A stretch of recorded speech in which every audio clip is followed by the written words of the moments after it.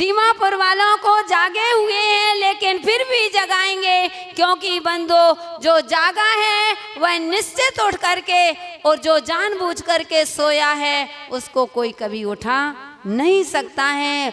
मतलब सोने का तात्पर्य ये नहीं कि माता जी हम तो जाग रहे हैं, बंधु अनादिकाल से इसमें सोए हुए हो कि हमें अपना ध्यान ही नहीं है कि आखिर हमें करना कहाँ है, क्या है, हमको हमारा जीवन कहाँ जा रहा है। कहते हैं जीवन मिला है खाओ पियो मौज उड़ाओ, किसने देखा नर्क किसने देखा स्वर्ग, जितना है जीवन बिताओ। नहीं बंधु, हमको ऐसे जीवन नहीं, ऐसे तो अनादिकाल से हम इस जीवन को बिताते आ गए। हमें अपने जीवन को सार्थक करना है तो जागना है, जागोगे तो पाओगे और भागोगे तो पछताओगे। इसलिए यह अवसर जो मिला है, समय समय पर बार बार यही कहेंगे कि जागो, और कभी जागोगे तो पाओगे।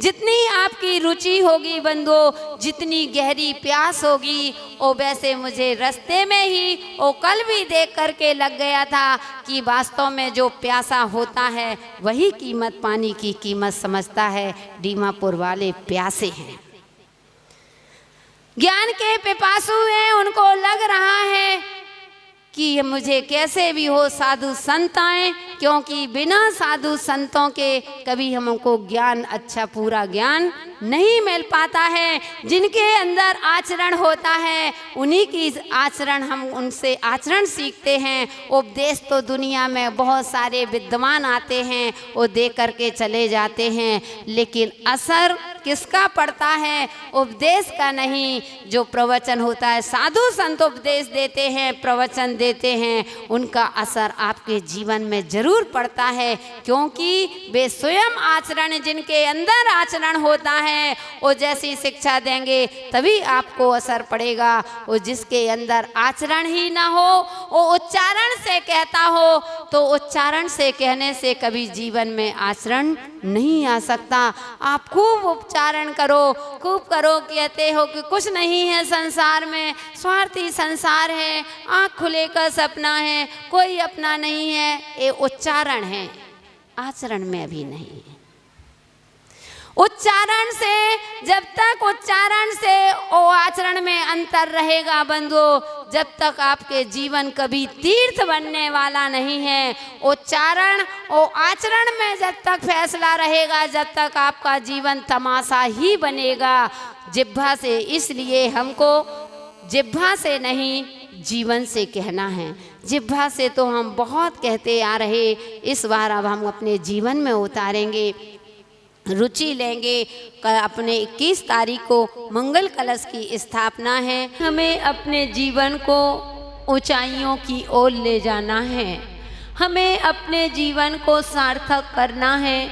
अगर हमें अपने जीवन में कुछ उपलब्धि प्राप्त करना है, कुछ अपने जीवन में बन के ही बताना है, तो हमें दुख में से सुख को ढूंढना पड़ेगा।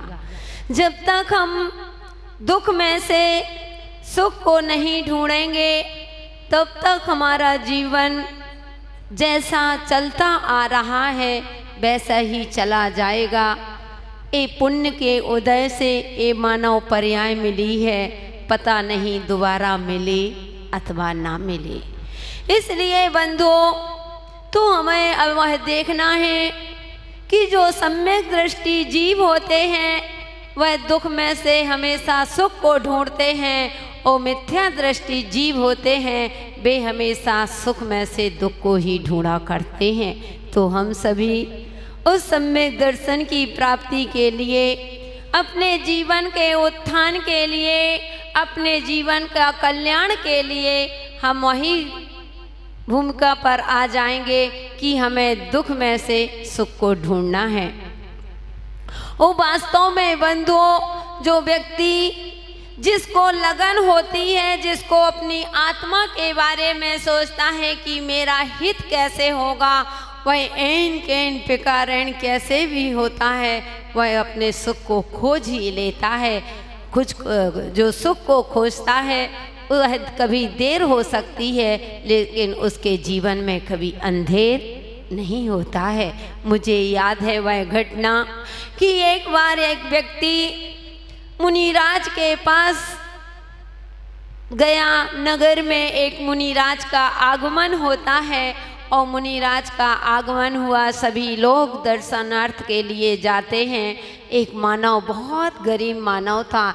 इतना गरीब था कि सुबह कमाता तो शाम को खाता और शाम को कमाता तो सुबह खाता, और तो क्या कभी कभी तो भूखा ही सो जाता था।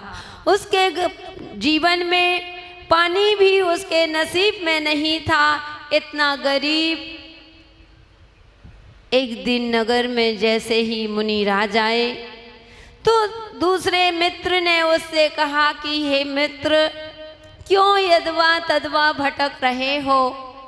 चलो, मैंने सुना है कि दिगंबर अपने नगर में दिगंबर संत आए हुए हैं। चलो उन दिगंबर संतों की दर्शन करते हैं, उनकी वंदना करो। हो सकता है तुम्हारी वंदना करने से तुम्हारे ही जीवन का बदल जाए, तुम्हारे जीवन की दिशा और दशा दोनों बदल सकती है। चलो मित्र। लेकिन वह जाने में संकोच कर रहा था, क्योंकि उसके अंदर एक कमी थी। उसके अंदर यही कमी थी कि वह ताश खेलता था। उसको लग रहा था कि कहीं मैं जाऊं तो ऐसा नहीं कि मुनिराज, सुना है कि मुनिराज कोई नियम दिला देते हैं। बहुत से लोग हुआ करते हैं, साधु संतों के पास आने से डरते हैं, कहीं माता जी ये ना छुड़ा दें, गुटखा ना छुड़वा दें, माता जी रात्रि भोजन ना छुड़वा दें, पान ना छुड़वा दें, आदि आदि जो खोट होती है। तो वह अच्छाइयों के पास जाने से डरती है। वह सोचती है कहीं मैं अच्छाई के पास गई तो अच्छाई के पास बुराइयों का स्थान नहीं रहता है। तो बंधु, वह डर रहा था। उसने कहा कि नहीं, मुझे नहीं जाना है भैया। मुनिराज क्या करेंगे? उन्होंने कहा चलो तो सही, क्या पता जीवन की दिशा कब बदल जाए, एक बार तो तुम मेरे साथ चलो। उसने कहा कि वह जैसे ही गया, जबरदस्ती लोग उसको लेकर के गए। वह जाता है और मुनिराज समझ जाते हैं। जैसे ही मुनिराज ने उसको देखा, मुनिराज होते हैं वह दूरदृष्टि हुआ करते हैं, और मुनिराज ने उसकी हाव भावना को देख करके सब कुछ समझ गए। और बोले बेटा, तुम बहुत दुखी हो।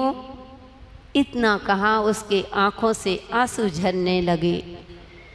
मुनिराज का वह संबोधन कि बेटा तुम बहुत दुखी हो, अब वह मुख से कुछ नहीं कह पाया और अब उसकी आंखों से आंसू बहने लगे।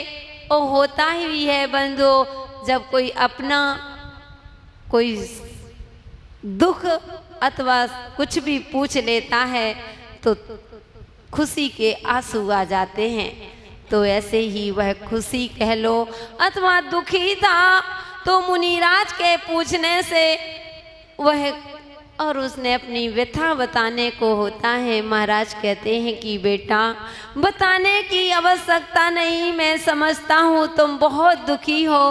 तो वह कहता है कि हाँ महाराज, मैं बहुत दुखी हूँ, मुझे कोई ऐसा मंत्र दो ना महाराज, जिससे मेरी जीवन की गरीबी दूर हो जाए, मेरी गरीबी हट जाए, मैं भी कुछ बनने लगूं। क्योंकि दुनिया में आज पूछ किसकी है, समझ गए ना?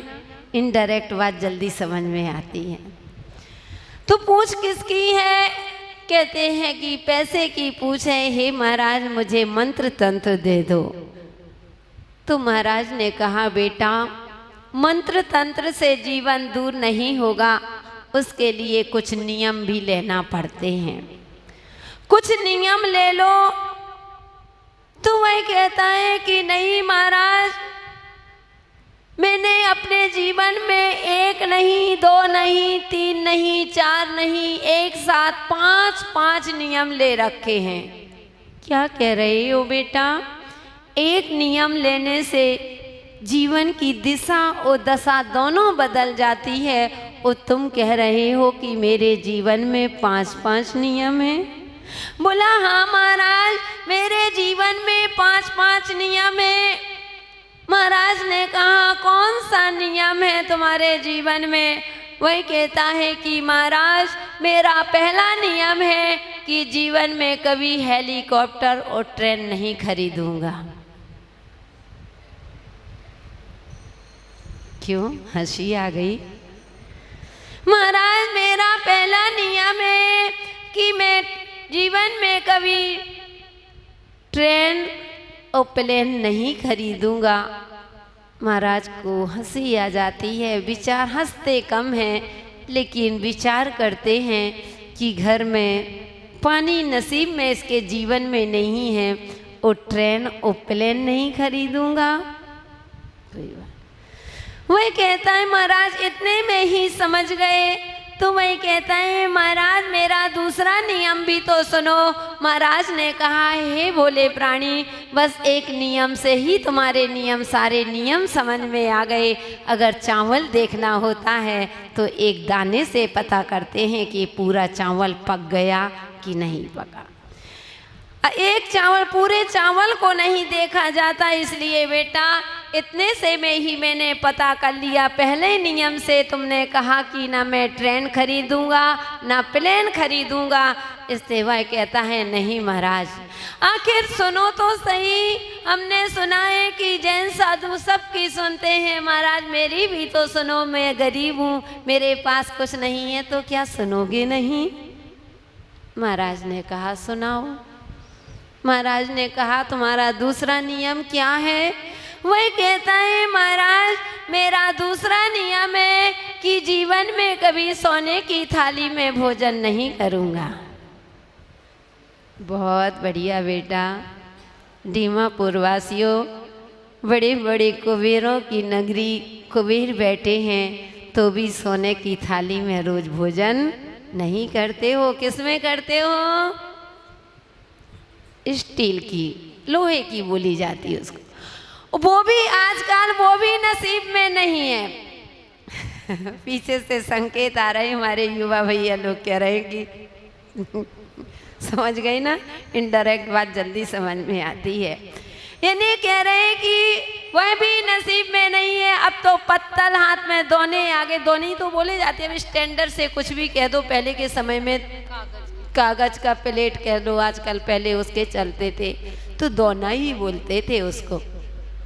यानी कागज आ गया हाथ में तो इतने बड़े तुम सेठ होकर के भी जब तुम सोने की थाली में भोजन नहीं करते, कभी बाई चांस करते होंगे तो चांदी की थाली में, वह भी कहीं सालगिरह है अथवा जन्मदिन है, कोई त्योहार आ गया, कोई मुनिराज आ गए तो चांदी के बर्तनों में आहार, लेकिन रोज के रोज चांदी के बर्तन में आहार नहीं करते हो तो कहते हैं सोने की। वह कहता है महाराज मेरा दूसरा नियम है कि मैं जीवन में कभी सोने की थाली में भोजन नहीं करूँगा। महाराज सोचने लगे। महाराज ने कहा जाओ बेटा, तुमको आशीर्वाद है, अब जाओ, कौन अपना समय बर्बाद करे। वह कहता है प्लीज महाराज मेरा तीसरा नियम भी तो सुनो। महाराज ने कहा नहीं, अब मुझे तुम्हारा नियम। वह कहता है प्लीज महाराज एक बार मेरा नियम तो, तीसरा नियम तो सुनो। महाराज ने नीचे सिर कर लिया। वह कहता है कि हे गुरुदेव मैं तो आपको बताऊंगा ही, मेरा तीसरा नियम है कि जीते जी कभी अपनी पत्नी को विधवा नहीं देखूंगा। बहुत बढ़िया नियम बेटा, कि जीते जी अपनी पत्नी को विधवा नहीं देखूंगा। महाराज मेरा यह तीसरा नियम है।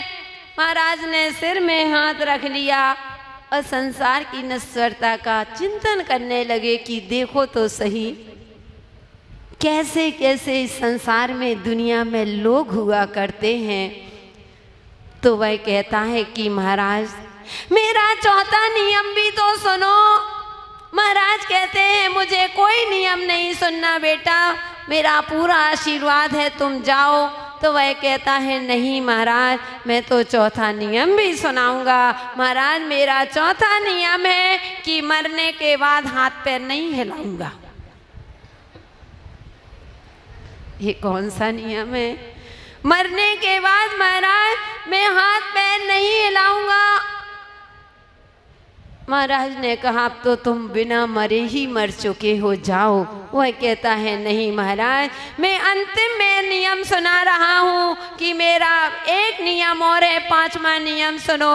महाराज चुपचाप बैठे थे, लेकिन वह पुनः कहने लगा कि हे महाराज, मेरा पांचवा नियम है कि इन 4 नियम के अलावा दूसरा कभी नियम नहीं लूंगा। कहीं दीमापुर वासियों के ऐसे नियम तो नहीं है? नहीं नहीं, ऐसे नियम नहीं, उन्हें कभी लेना। तो महाराज ने पूछा कि बेटा ये बताओ तुमको आखिर यह नियम किसने दिए?